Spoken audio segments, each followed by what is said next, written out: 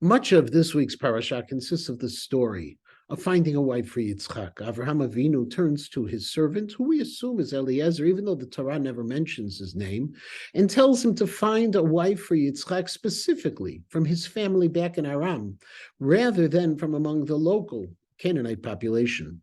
The servant asks Avram Avinu, however, for instructions. What would he do if such a girl doesn't exist? What would happen if she refuses to come? Should he take Yitzchak to Aram Naharaim to marry her? Avram, again, with considerable emphasis, warns him, Hishamer lacham, do not bring Yitzchak out of Canaan under any circumstances.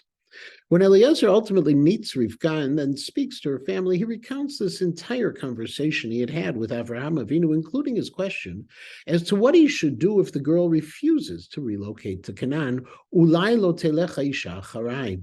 Rashi, noting the fact that the word ulai is spelled without a vav, it's just spelled aleph lamed yud and not aleph vav lamed yud, quotes a famous midrash who suggests that the word really is written this way because at the very same time when Eliezer was recounting his story, he kept on thinking about Eli, to me, that maybe Yitzchak will be brought to me, meaning that Eliezer had a daughter who he very much wanted to marry his master's son. And then, in essence, he was raising the possibility that if a girl wouldn't be available, would not want to move to Eretz Yisrael to marry Yitzchak, maybe Shiomarlo Avraham liftote lav lasio bito. Maybe Avraham will turn to him to marry his daughter, to have his daughter marry Yitzchak.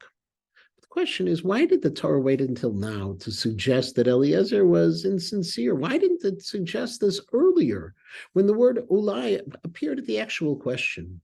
One answer is offered by Reb Chaim Soloveitchik in the work Pirchei Rashi, who suggested that in truth, that first time when the initial conversation was actually taking place with Avraham, that there were no ulterior motives at all. He had to ask all of his questions and try to understand all of the possible scenarios, and therefore Eliezer's question made sense. But when he spoke once again to Rivka's family about the match, recalling the fact that he had doubts as to whether or not the girl would move to Canaan, that could only work to the detriment of the match with Rivka. Why would Avram Avinu's servant, why would Eliezer mention it then? That is the Eli idea. That's because he had those ulterior motives. And yet the Kotzker Rebbe suggested a very different idea behind this. Why the Chumash would wait? To remind us, he suggests, that people are sometimes totally unaware of personal interests and motivations when they speak. Ulterior motives sometimes drive us to act in a way without us even realizing it. And therefore, when Eliezer raised the questions to Avraham, he was not aware that he asked this for selfish reasons. Only later, in retrospect, only when he repeated that conversation he had had with Avraham did he realize the true motive behind this question. Only then did he see that it really was a lie and not a lie.